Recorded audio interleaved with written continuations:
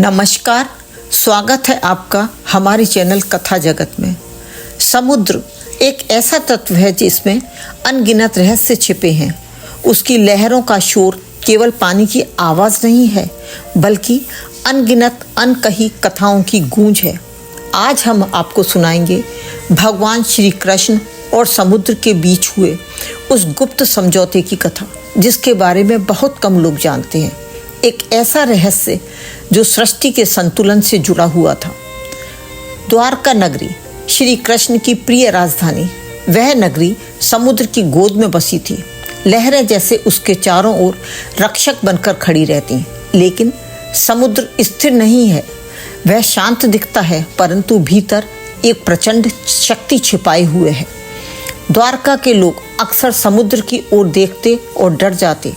कभी कभी लहरें इतनी ऊंची उठती कि लगता पूरी नगरी को बहा ले जाएंगी। एक दिन यदुवंशी सभा में प्रश्न उठा, प्रभु, यह समुद्र दिन ब दिन और उग्र क्यों होता जा रहा है? कहीं ऐसा तो नहीं कि वह हमारी द्वारका को ही निगल जाएगा? सभा में सन्नाटा छा गया। तब कृष्ण मुस्कुराए और बोले, समुद्र और मेरे बीच एक गुप्त वचनबद्धता है। जब तक वह वचन निभाया जाएगा, द्वारका सुरक्षित रहेगी। लोग चकित रह गए। कैसा वचन, कैसा समझौता? कृष्ण ने उत्तर नहीं दिया, बस मंद मुस्कान दी और विषय बदल दिया। कथा के अनुसार बहुत समय पहले जब कृष्ण ने द्वारका बसाने का विचार किया, तब वे समुद्र तट पर गए। अंधेरी रात थी, समुद्र की लहरें प्रचंड थी। कृष्ण ने शंख बजाया। उसकी ध्वनि से आकाश और जल दोनों गूंज उठे और तभी लहरों से उभरकर प्रकट हुए समुद्र देव। उनका स्वर गंभीर हो गया और गहरा था। तुमने मुझे क्यों बुलाया भगवान? कृष्ण बोले, हे समुद्र देव, मैं इस तट पर एक नगरी बसाना चाहता हूँ। यह नगरी केवल ईंट और पत्थर की नहीं होगी, बल्कि धर्म और संस्कृति का केंद्र बनेगी। द्वारका मेरी प्रजा का घर होगा। समुद्र देव ने हंसते हुए कहा, लेकिन यह मेरा क्षेत्र है, मेरे जल का हिस्सा है। यदि यह नगरी बसाई जाएगी तो क्या मेरा स्वभाव को बांधा जा सकेगा? मैं तो अनंत हूँ, कौन रोक सकता है मेरी लहरों को? कृष्ण मुस्कुराए, हे समुद्र, मैं तुझे बांधने नहीं आया, मैं तुझसे केवल सहयोग मांगने आया हूँ। मेरे और तेरे बीच एक समझौता होना चाहिए। समुद्र देव ने पूछा, कैसा समझौता? कृष्ण ने गंभीर स्वर में कहा, जब तक मेरा वंश और प्रजा यहाँ बसेगी, तू अपनी लहरों को पीछे रोकेगा। द्वारका नगरी को तू अपने आंचल में सुरक्षित रखेगा। समुद्र देव ने प्रत्युत्तर में कहा, और इसके बदले मुझे क्या मिलेगा? कृष्ण ने उत्तर दिया, तुझे वह मिलेगा जो किसी अन्य देव को नहीं मिलेगा। तू साक्षी बनेगा यदुवंश के अंत का। जब इस वंश का विनाश होगा, जब द्वारका का समय पूर्ण होगा, तब मैं स्वयं तुझे आदेश दूंगा कि तू इस नगरी को अपने गर्भ में संभाले, और उस दिन तू इस ब्रह्मांड का सबसे बड़ा रहस्य अपने भीतर छुपा लेगा। समुद्र देव स्तब्ध रह गए। कृष्णा, तुम तो सब जानते हो। तुम जानते हो कि एक दिन यह नगरी डूबेगी। कृष्ण की आंखों में अद्भुत तेज था। हाँ, क्योंकि समय ही सत्य है। राज्य बनते हैं, मिटते हैं, वंश उठते हैं, गिरते हैं, लेकिन धर्म और स्मृति शाश्वत रहती है।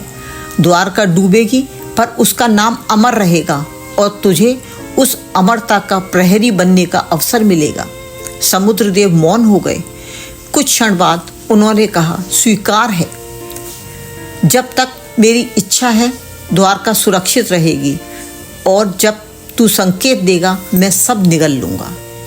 यही था वह गुप्त समझौता जिसके बारे में बहुत कम लोग जानते हैं। वर्षों तक द्वारका नगरी चमकती रही। सोने से जड़ी गलियां, महलों में रत्नों की चमक। लोग भूल गए कि समुद्र का स्वभाव अनिश्चित है, लेकिन कृष्ण कभी नहीं भूले। वे जानते थे कि ये वैभव अस्थायी है। अक्सर वे समुद्र की ओर देखते और धीरे से मुस्कुरा देते। एक दिन अर्जुन उनसे मिलने आए। उन्होंने पूछा, मधुसूदन, जब मैं इस समुद्र को देखता हूँ तो भय लगता है। यह कभी भी उग्र हो सकता है, क्या तुझे भी डर नहीं लगता? कृष्ण ने उत्तर दिया, नहीं पार्थ, यह समुद्र मेरा शत्रु नहीं, मेरा साथी है। इसके गर्भ में वह सत्य छिपा है जिसे अभी संसार जानने को तैयार नहीं। समय आने पर यह सत्य प्रकट होगा। समय बीतता गया, महाभारत का युद्ध हुआ। यदुवंश धीरे धीरे अपने अंत की ओर बढ़ा। एक रात जब कृष्ण समुद्र के तट पर बैठे थे, लहरें असामान्य रूप से उग्र थीं। तभी समुद्र देव प्रकट हुए। उन्होंने कहा, कृष्ण, क्या वह समय आ गया है? कृष्ण ने आंखें बंद कर ली। हाँ, यदुवंशी का कार्य पूरा हो चुका है। अब इस नगरी का बोझ धरती पर नहीं रहना चाहिए। अब समय आ गया समुद्र, अब तू अपना वचन निभा। समुद्र देव ने गहरी सांस ली। तो ठीक है, तेरी द्वारका का अब मेरे गर्भ में समा जाएगी। पर एक प्रश्न, जब यह नगरी डूब जाएगी तब लोग क्या सोचेंगे? वे कहेंगे कि समुद्र क्रूर है, कि समुद्र ने सब कुछ नष्ट कर दिया। कृष्ण ने धीरे स्वर में कहा, लोग जो चाहे कहेंगे, परंतु तू और मैं जानते हैं यह विनाश नहीं, संरक्षण है। तू इस नगरी को नष्ट नहीं करेगा, बल्कि अपने गर्भ में सुरक्षित रखेगा, ताकि जब भविष्य में कोई खोजे तब उसे द्वारका के अस्तित्व का प्रमाण मिल सके। और तब लोग समझेंगे कि कृष्ण और समुद्र के बीच एक गुप्त समझौता था। इसके बाद जो हुआ वह इतिहास है। कृष्ण ने देह त्याग के पश्चात समुद्र की लहरें उठी। भयानक गर्जना के साथ उन्होंने द्वारका की ओर धावा बोला। महल, मंदिर, गलियां सब धीरे धीरे समुद्र में समा गए। लोग स्तब्ध रह गए। कुछ ने इसे आपदा समझा, कुछ ने श्राप, परंतु कोई नहीं जानता था कि यह सब पहले से ही निश्चित था, कि यह सब कृष्ण और समुद्र के बीच हुए गुप्त समझौते का हिस्सा था। आज भी वैज्ञानिकों ने गुजरात के तट पर समुद्र के नीचे द्वारका के अवशेष पाए हैं। सोने की मूर्तियाँ, पत्थरों के स्तंभ और डूबी हुई नगरी के चिन्ह। वह प्रमाण है कि द्वारका केवल कथा नहीं, सत्य थी। और यह भी कि समुद्र ने अपना वचन निभाया। तो अगली बार जब आप समुद्र की लहरों की आवाज़ सुने तो याद रखिए, उनकी गहराई में केवल पानी नहीं, बल्कि इतिहास और रहस्य भी छुपे हैं। और उनमें से सबसे बड़ा रहस्य है कृष्ण और समुद्र का गुप्त समझौता।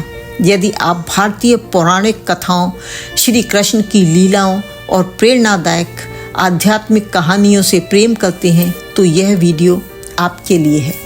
अगर आपको यह पौराणिक कथा अच्छी लगी हो तो लाइक करें, शेयर करें और सब्सक्राइब करें कथा जगत को, क्योंकि अगली कहानी और भी दिव्य होगी। जय श्री कृष्ण। धन्यवाद।